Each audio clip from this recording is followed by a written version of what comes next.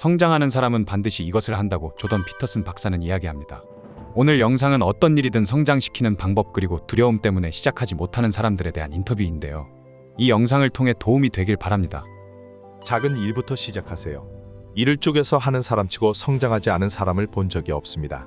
일을 작게 만드는 게 누군가에겐 수치스러울 수 있다는 건 알고 있습니다. 하지만 긍정적인 점은 누구나 일단 일의 첫 단계를 시작하게 되면 야수의 눈으로 일을 처리하게 되죠. 직선적인 성장이 아닌 제이커브를 그리며 성장하게 됩니다.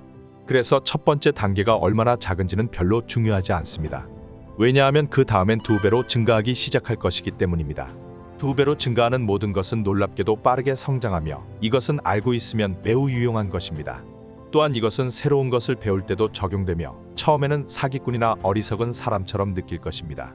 나는 결코 거기에 도달하지 못할 것이라고 생각할 수 있으며 목적지가 매우 먼 것처럼 보일 수 있지만 충분히 작은 첫 번째 단계를 밟고 공을 굴리면 생각보다 빠른 속도로 나아갈 수 있습니다.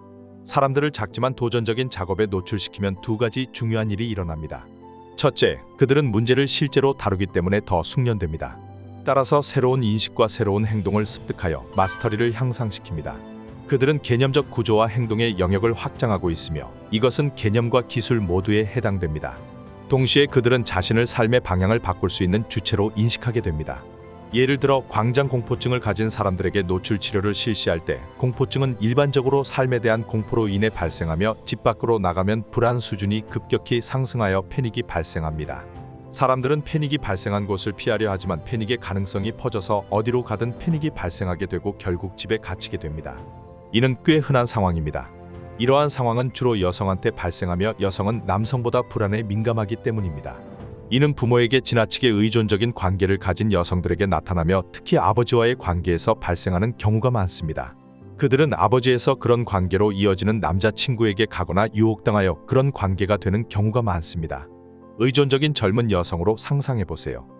스스로 서는 법을 배우지 않았으며 문제가 생길 때마다 권위자를 찾도록 가르쳐졌으며 누군가가 설정한 보호벽 뒤에 숨을 수밖에 없었습니다. 결혼한 경우 상대가 사망하거나 이혼 중이라면 그 벽이 무너지기 시작합니다. 그래서 모든 존재적인 공포가 떠오르고 외출할 때 패닉이 시작됩니다. 집에 갇히게 되며 이런 사람이 세상에 자신 혼자라고 생각하며 살아가죠.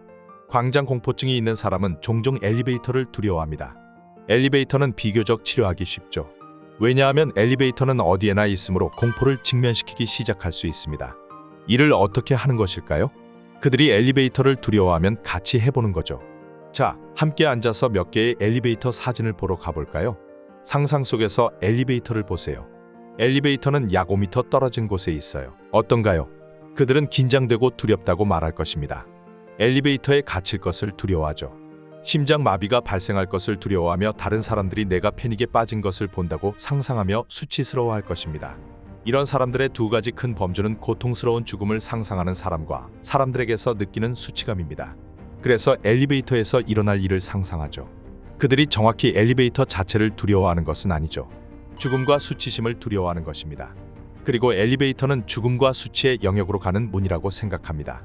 나는 엘리베이터를 두려워하는 것이 아니야. 엘리베이터에서의 죽음과 수치를 두려워하는 거야 라고 말할 수 있겠죠. 엘리베이터를 100m 멀리서 볼 수 있을까요? 그들이 두려움을 느끼지 않는 지점에 있다고 생각해보죠.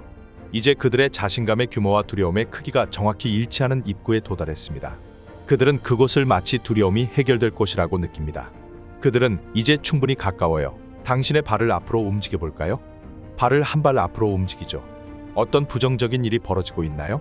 조금 긴장되는 기분이에요. 좋아요. 잠깐 여기 서 있을게요. 엘리베이터를 쳐다보세요. 숨지 말고 직면하세요. 큰 용이 더 커질수록 더 눈을 피하려고 할 거예요. 사람들은 두려운 일을 보려고 하지 않아요. 이것을 어둠의 심장이라고 하죠. 당신은 두려운 일을 즐길 수도 있어요. 시작해야 해요. 당신은 그것을 봐야 해요. 최종적으로는 그것을 봐야 해요. 하나씩 해야 해요. 어떤 문제든지 말이죠. 공개 연설, 체육관 가기, 뭐든지 작은 일부터요. 이것을 사람들과 함께 하는 것은 정말 재미있어요. 인간의 주요 만족감 중 하나가 도전적인 사람을 보며 격려하는 것입니다. 그래서 저는 임상의사로서 그렇게 하는 것을 좋아했습니다.